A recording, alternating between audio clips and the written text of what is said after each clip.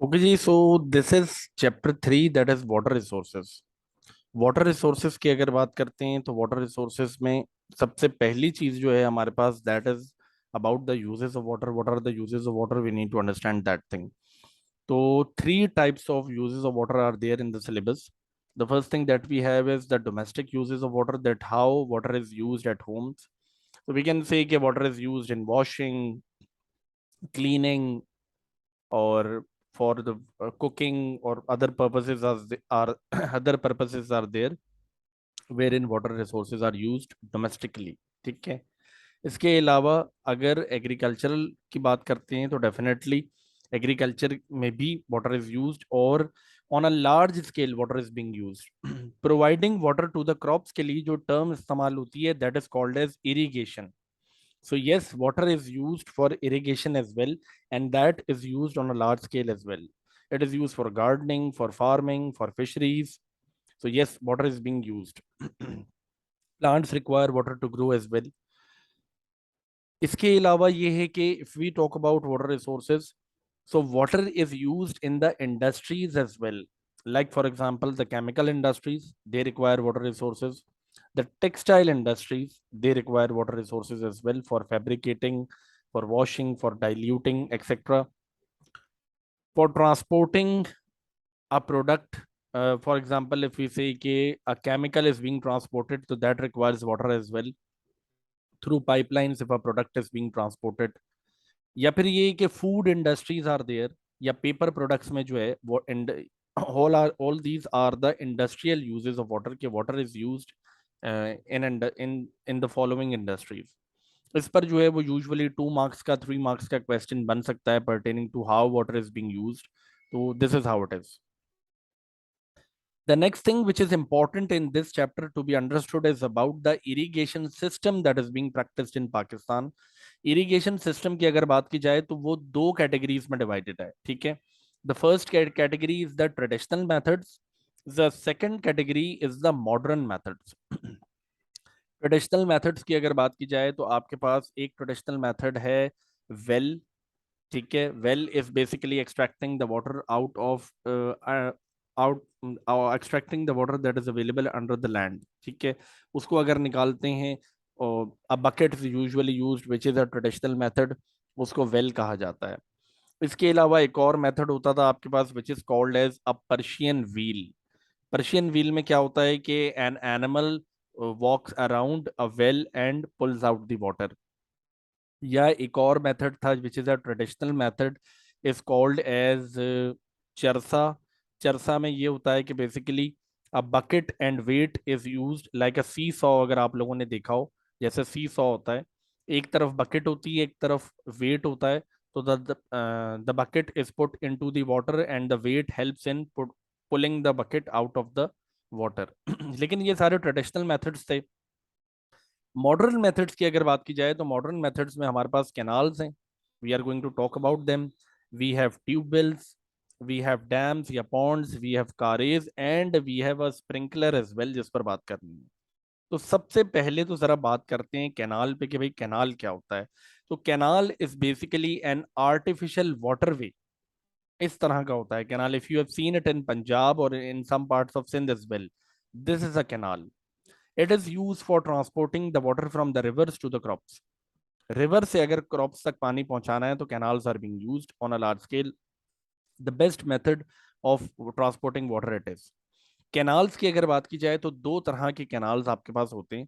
We have the perennial canals and we have the non perennial canals. अगर canals की बात की जाए तो two kinds of canals are there, perennial canals and the non perennial canals. या फिर एक और तरह के कैनाल होते हैं जो कि यूजुअली देखने में आते हैं, they are called as link canals. Primarily जो यूज होते हैं वो पेरेनियल नॉन पेरेनियल यूज होते हैं। लिंक कैनाल्स का क्या फीचर है उस पर भी बात करते हैं।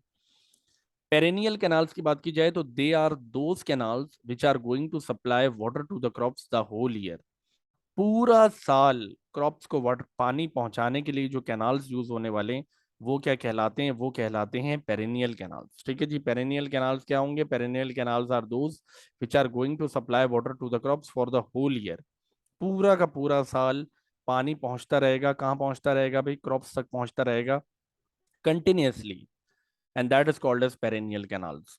Non perennial canals क्या होते हैं? They are the canals which are going to remain dry पूरा साल. They are not going to transport water. They run only in the rainy season. जब rainy season आता है, ठीक है, and when the water level in the river rises, तो उससे क्या कॉज हो सकता है भाई? उससे कॉज हो सकते हैं floods. In order to avoid floods, क्या होता है कि basically non perennial canals are being used and the water is being diverted to these canals. ठीक है, जब पानी को हम डाइवर्ट कर देते हैं टुवर्ड्स दीज कैनाल्स, तो उससे ये होता है कि the water level in the river does not rises.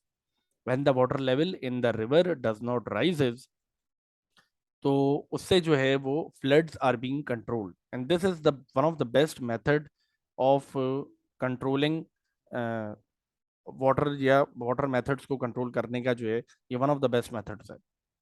ठीक है, या फ्लड्स को कंट्रोल करने का बेस्ट मेथड है कि the water is being diverted to the crops through these canals. ये पूरा साल ड्राई रहते हैं वैसे. इसके अलावा आपके पास है लिंक कैनाल्स. लिंक कैनाल्स को जरा गौर से सुनिएगा सब लोग, क्योंकि इनका फंक्शन जरा डिफरेंट होता है. Link canals are those canals which are not going to supply water to the crops.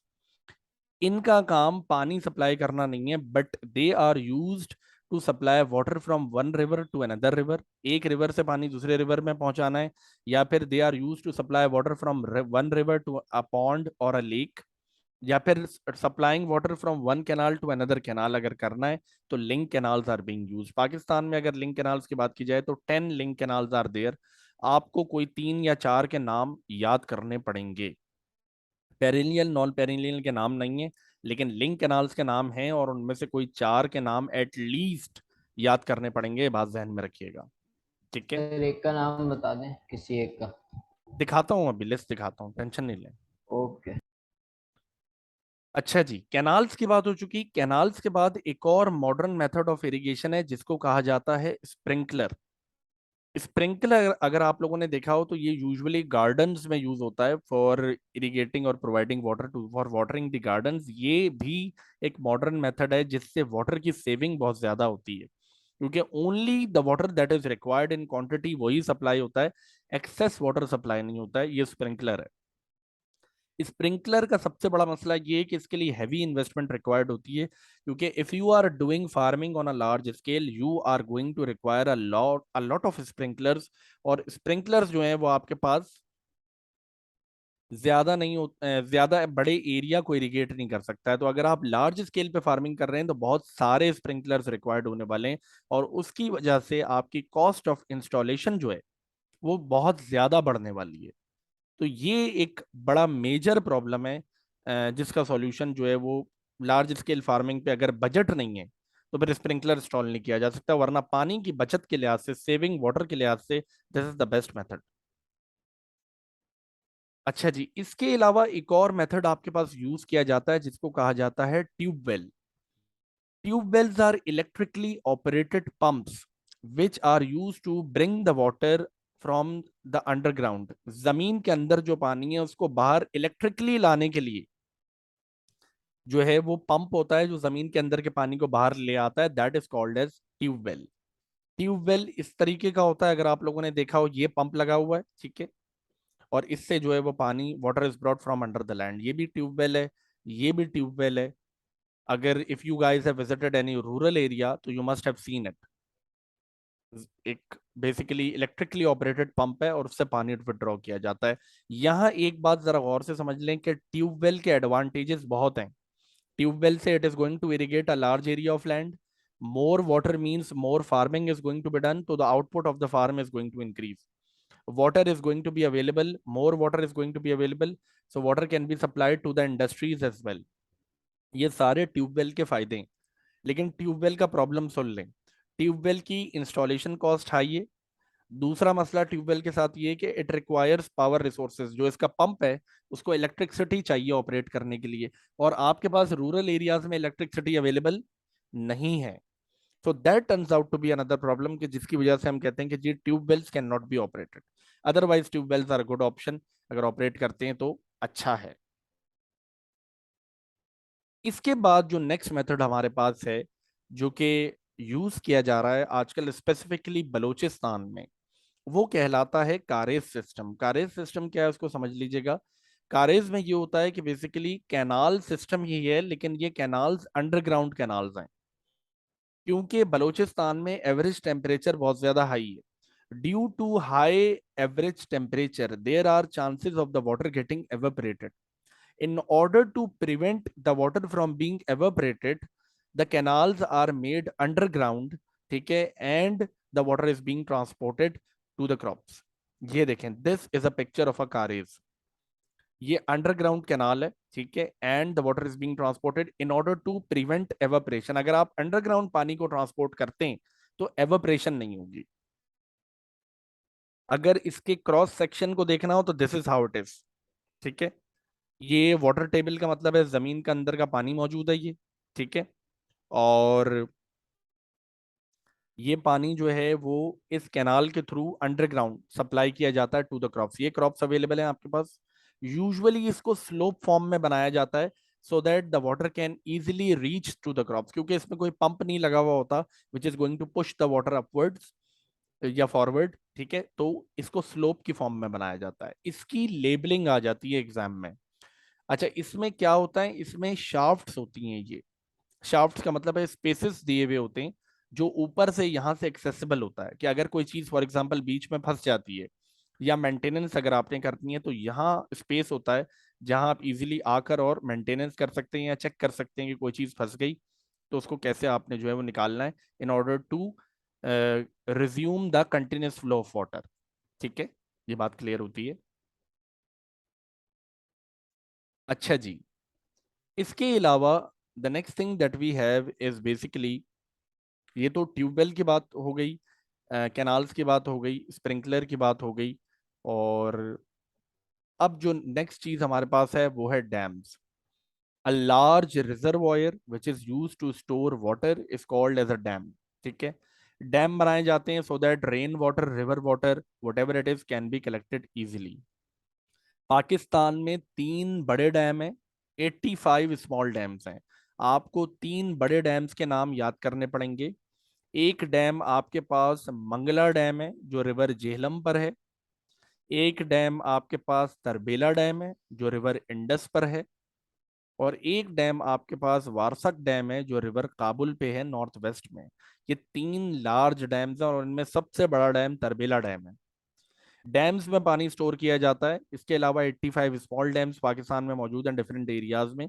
Small dams large dams के डिफरेंस को भी देखेंगे, उस पर भी बात करेंगे। तो सबसे पहली चीज तो ये जो है ना वो आप लोगों को क्लियर होनी चाहिए कि भाई कितने डैम्स हैं, क्या चीजें हैं। कैनाल इस तरह का भी होता है, इसके दोनों तरफ रोड होती है। ये आप देख सकते हैं लाहौर वगैरह अगर किसी ने ट्रेवल किया हो तो ये देखने का इत्तेफाक हुआ होगा। This is how it looks like. Sir Lahore में तो मेन रोड पे ही है, बीच में ऐसे चल रहा है। एग्जैक्टली उसके अंदर लोग एग्जैक्टली। नहा रहे होते हैं। हाँ, तो ये कैनाल होता है, वो the water is being supplied to the crops. अच्छा, लिंक कैनाल्स ये वाले हैं, देख लें जी। Rasul Qadirabad link canal, Qadirabad Balloki link canal, ये 2 एरियाज को लिंक कर रहा होता है एक्चुअली। 2 जगह के रिवर्स को लिंक कर रहा होता है, इसलिए 2 नाम दिए हुए हैं कि जैसे ये है, इट इज कनेक्टिंग रिवर चश्मा एंड झेलम, ठीक है। तो इसको जो है वो कहा जा रहा है कि बेसिकली ये एक लिंक कैनाल है या डिफरेंट है आपके पास। So you are required to remember the names of any 4 और 5, that is going to be enough. इसके अलावा वाटर के चैप्टर में एक और चीज है जो कि यहाँ आई है तो मैं उसका जिक्र कर दूं। That is the Indus water treaty. Indus water treaty is the agreement which was signed between India and Pakistan with the help of United Nations and World Bank in the year 1960. The purpose of which was ke Indus, Jhelum, Chenab are the rivers which are going to be controlled by Pakistan, and Ravi, Satluj and Beas are the rivers which are going to be controlled by India। ये बात की गई थी। ये वाला topic आपके पास history में initial difficulties में ऑलरेडी इंक्लूडेड है। तो अगर इसको आप वहां याद कर लेते हैं तो इसको यहाँ याद करने की जरूरत नहीं पड़ने वाली है। अच्छा, इसके अलावा इनकी और कोई डिटेल्स किसी भी लिंक कैनाल की याद करने की जरूरत बिल्कुल भी नहीं है।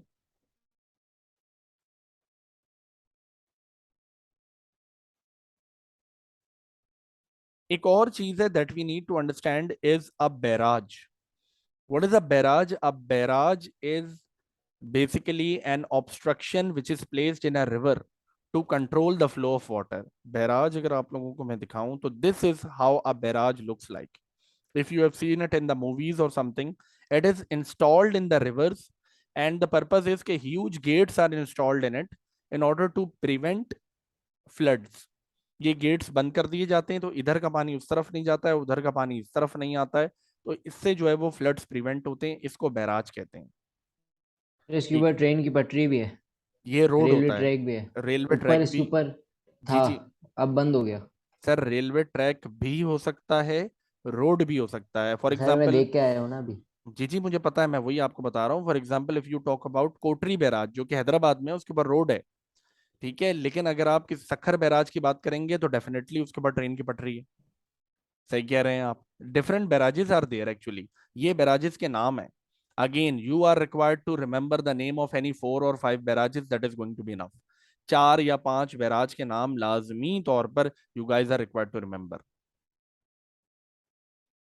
एक और चीज है बैराज से रिलेटेड ही है which is called as headworks. Headworks is built on a river and the purpose is to control the direction of water. Water की डायरेक्शन को चेंज करने के लिए अगर कोई चीज यूज की जाती है तो वो हेडवर्क्स हैं. हेडवर्क्स क्या होते हैं जरा देख लीजिएगा.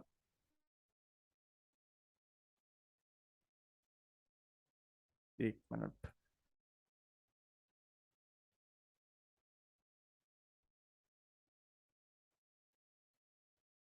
ये सारे बेरा, हाँ ये हेडवर्क्स हैं. This is how the headworks they look like. Headworks are used to change the direction of water. अब जैसे मैंने आप लोगों को अभी थोड़ी देर पहले बताया था ना कि for example water level in the river rises, तो the water is diverted to the non perennial canals. तो ये जो नॉन पेरिनियल कैनाल्स की तरफ वाटर को डाइवर्ट किया जा रहा है, तो दरअसल ये हेडवर्क्स हैं which are installed in the rivers, and the purpose is to divert the water to these non perennial canals. ठीक है. हेडवर्क्स के भी आपको नाम याद करने पड़ेंगे. I think 3 headworks are there in Pakistan. We have the Khanki headwork, the Mangla headwork and the Mohammad Wala headwork. 3 headworks हैं, इनके भी सिर्फ नाम याद करने. देखिए ज्योग्राफी में मसला ये है कि हर चैप्टर की अपनी रिक्वायरमेंट है. हमने सिर्फ उस रिक्वायरमेंट को पूरा करना है कि भाई वो क्या रिक्वायरमेंट है, किस तरह है. If we are able to fulfil that requirement, that is enough. तो ये तो हमारे पास हो गए कि what are the sources of irrigation available if we talk about providing water to the crops. So what are the sources of irrigation? This is how a dam looks like. ऐसा dam होता है. A dam is usually built near the mountains, क्योंकि dam से produce होती है hydro electricity. और hydro electricity produce करने के लिए you are required to make the water to fall on a running turbine with great pressure. जब पानी प्रेशर के साथ एक रनिंग टरबाइन पे गिरता है, so the turbine moves and the electricity is being produced. ठीक है. तो डैम जो है वो इस तरह का होता है और यूजुअली हाइट पे बनाया जाता है डैम. ये तरबेला डैम की पिक्चर है. Water is flowing from a height, और ये नीचे टरबाइन होगा जिस पे गिर रहा है और इलेक्ट्रिसिटी यहाँ प्रोड्यूस हो रही होगी. इसके अलावा ये आपके पास तरबेला डैम की एक और पिक्चर है. One of the largest dam of Pakistan कहा जाता है इसको. तरबेला डैम पे ये पावर स्टेशन है. यहाँ ये हाइड्रो इलेक्ट्रिसिटी प्रोड्यूस की जा रही है. तो dams are the best source of producing hydro electricity. अगर इलेक्ट्रिसिटी प्रोड्यूस करनी है आउट ऑफ वाटर, तो there is no best option other than a dam to produce hydro electricity. The best option available is a dam.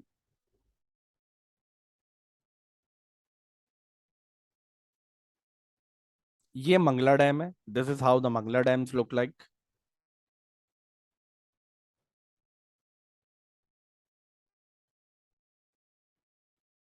ये Warsak dam है.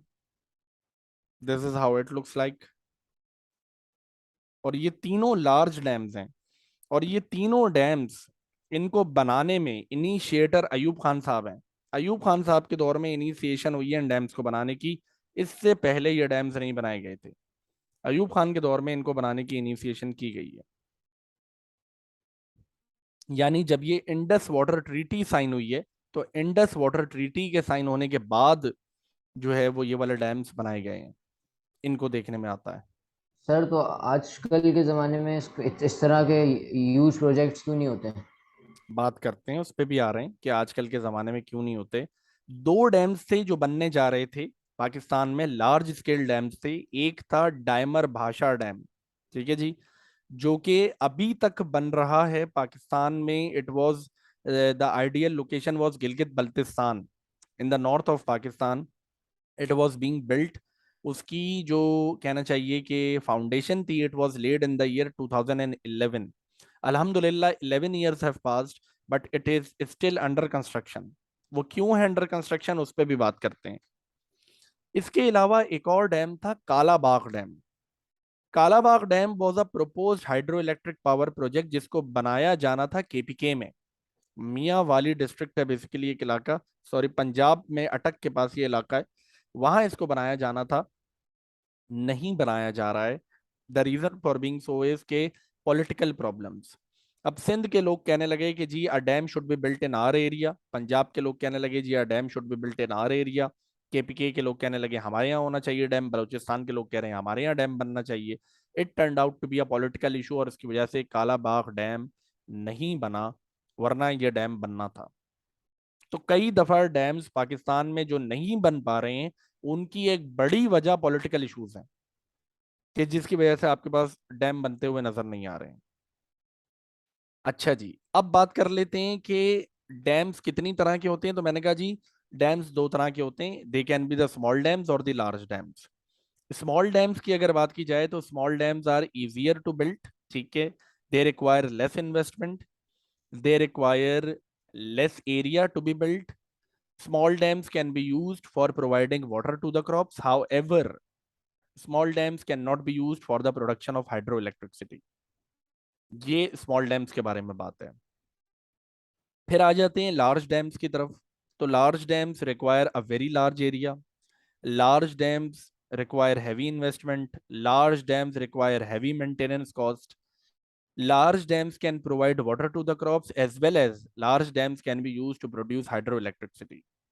आपके पास exam में question आता है जिसमें वो आपसे पूछता है कि which is better, either the small dams should be built या the large dams should be built. तो इसका एक पूरा कंपैरेटिव एनालिसिस है। If you refer to your book तो आपको ये चैप्टर में भी मिल जाएगा, that is the difference between small dams and large dams. ये बहुत इंपॉर्टेंट है, इसको करना जरूरी है। अगर इसको कर लेते हैं तो a lot of things are going to be resolved. अच्छा जी, इसके बाद आ जाते हैं towards the next issue, that is water logging and salinity. अच्छा जी, वाटर लॉगिंग एंड सैलिनिटी क्या होती है, इसको जरा समझिएगा, ये एक टेक्निकल चीज है। और this is one of the reason that why the land in Pakistan is becoming barren. भाई जमीन के अंदर वाटर अवेलेबल है, ठीक है। अब जमीन के अंदर जो ये वाटर अवेलेबल है, होता क्या है कि व्हेन रेनफॉल अकर्स, या फिर the leakages of water from the canals, canals में से वाटर लीक होके जमीन के अंदर एक्यूमुलेट हो रहा है, ठीक है। when this water is getting accumulated, so due to the accumulation of water, the water comes up to the soil. Water कहाँ तक आ जाता है भाई, सॉइल तक आ जाता है। अच्छा भाई, और सॉइल तक आ जाने का कोई मसला नहीं है, अगर जमीन के अंदर का पानी सॉइल तक खुद ब खुद आ जाए, कोई इशू नहीं है। आप लोग हैरान ये होंगे कि सॉइल तक कैसे आ जाता है। देखिए सर, इसमें टाइम लगता है। It takes about 5 years 10 years for the underground water to reach the soil. इतनी आसानी से नहीं आएगा, टाइम लगेगा, और फिर वाटर जो है it is going to reach to the soil. लेकिन इससे भी हमें कोई प्रॉब्लम नहीं है। जो मेजर प्रॉब्लम है वो ये है कि salt is available under the land. जमीन के अंदर जो है वो सॉल्ट अवेलेबल है। और होता क्या है कि ये जो सॉल्ट अवेलेबल है जमीन के अंदर, दी salt particles they get absorbed into the water, and they get mixed with the water, and they come upon the surface along with water. पानी के साथ ये भी आ जाते हैं। अब होगा क्या कि basically the water gets dried up, या the water gets evaporated through sunlight, but those salt contents are being left behind on the soil, और वो जमीन के लिए पॉइजन है। Those salt contents actually they cause the land to be barren. तो ये जो पानी ऊपर आ जाता है, rise in underground water level है, इसको कहते हैं वाटर लॉगिंग। और ये जो अवेलेबिलिटी ऑफ सॉल्ट है ये कहलाता है सैलिनिटी। तो इस प्रॉब्लम को कंबाइन करके कहते हैं वाटर लॉगिंग एंड सैलिनिटी। ठीक है, मसला क्या है यहाँ पर? मसला ये है कि भाई आपके पास वाटर लेवल राइज हो रहा है और वाटर लेवल के राइज होना हो जाने की वजह से सॉल्ट कंटेंट उसमें मिक्स हो रहा है। सॉल्ट कंटेंट मिक्स होकर जो है the water level is rising, तो उसकी वजह से जो अपीयरेंस ऑफ सॉल्ट कंटेंट आ जाता है, ये problem water logging and salinity कहलाता है। इसकी वजह से द लैंड बिकम्स बैरन, और ये बहुत बड़ा इशू है। बात की जाती है कि what is the solution to water logging and salinity. अगर वाटर लॉगिंग एंड सैलिनिटी का इशू हो रहा है तो उसका सॉल्यूशन क्या है? उसके सॉल्यूशन की अगर बात करेंगे तो वाटर लॉगिंग एंड सैलिनिटी का सॉल्यूशन ये है कि basically tube wells should be used. अगर आप ट्यूब वेल्स यूज करेंगे तो जमीन के अंदर का पानी कॉन्स्टेंटली निकलता रहेगा, it is going to be used in the farms, और उससे ये होगा कि सॉल्ट कंटेंट बहुत ज्यादा मिक्सअप नहीं होगा पानी में, तो नुकसान नहीं पहुंचेगा। दूसरा तरीका क्या है? दूसरा तरीका ये है कि maintenance of the canals, canals की मेंटेनेंस की जाए ताकि जमीन के अंदर का जो पानी है उसका लेवल राइज ही ना हो। एक दूसरा तरीका है।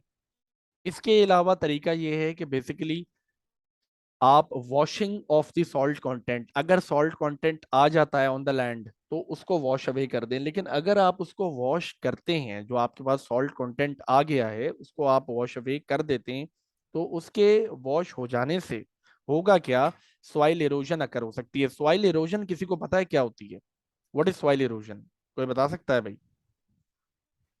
फर्टाइल लेयर ऑफ सॉइल जो होती है वो वॉश अवे हो जाती उड़ है, बिल्कुल जाती है। सही है, बिल्कुल।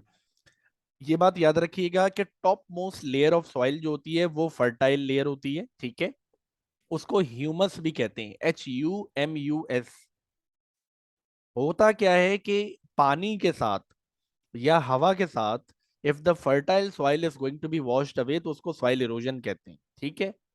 तो अगर आप सॉल्ट कंटेंट को धोने के चक्कर में जमीन को धो देंगे तो होगा क्या कि soil erosion is going to occur. मुसब भाई ये बात समझ में आई है?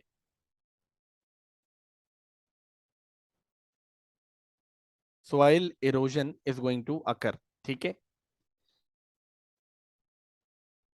इसके अलावा ये है कि basically water logging and salinity की अगर बात की जाती है तो इसका एक और सॉल्यूशन क्या होता है? इसका सॉल्यूशन ये है कि बेसिकली एंटीडोट्स या chemicals can be used on the land to treat the land and to prevent the soil from damaging the land. ये भी एक तरीका है इसका, जिसके through water logging and salinity को क्या किया जा सकता है भाई? प्रिवेंट किया जा सकता है, ठीक है। ये बात क्लियर होती है? तो आपके पास वाटर के चैप्टर में जरूरी चीजें क्या हैं? आपके पास वाटर के चैप्टर में सबसे पहली चीज जो है वो है बेसिकली यूजेस ऑफ वाटर। दूसरी चीज मेथड्स ऑफ इरिगेशन। तीसरी चीज स्मॉल डैम्स लार्ज डैम्स का डिफरेंस। चौथी चीज वाटर लॉगिंग एंड सैलिनिटी, ठीक है। और इसके बाद एक चीज और है which is called as siltation, जिसको जरा देखते हैं कि सिल्टेशन क्या होती है। Siltation is basically the availability of sand in water. पानी में अगर मट्टी मिक्स हो जाती है तो वो क्या कहलाती है? वो कहलाती है सिल्टेशन। बात जरा समझिएगा, रिपीट कर रहा हूं। पानी में अगर मट्टी मिक्स हो जाती है तो वो कहलाती है सिल्टेशन। यानी rain water is coming through the mountains, ठीक है, या the water is getting flowed from one place to another. तो पानी अपने साथ डस्ट पार्टिकल्स, रॉक्स, मिनरल्स वगैरह सबको कैरी फॉरवर्ड करके चल रहा होता है। वो सिल्टेशन कहलाती है। जो पानी में जो भी कचरा वगैरह जो कुछ भी मौजूद है, दैट इज सिल्टेशन, ठीक है। अब इशू क्या होगा?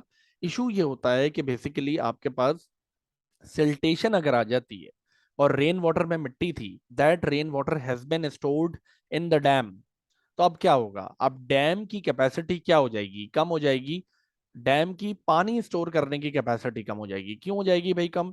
क्योंकि obviously along with the water now sand is also available. So due to the availability of sand in water, what is going to happen is कि basically the capacity of the dam is going to be reduced. ये बात समझ में आई है? ये large dam के अंदर सिल्टेशन ज्यादा होगी, जाहिर बात है पानी ज्यादा स्टोर होगा तो मट्टी भी ज्यादा आएगी पानी के साथ। स्मॉल डैम में सिल्टेशन कम होगी, जाहिर बात है, डैम छोटा होगा तो मट्टी भी कम आएगी। ये एक टेक्निकल बात है जिसको समझने की जरूरत है।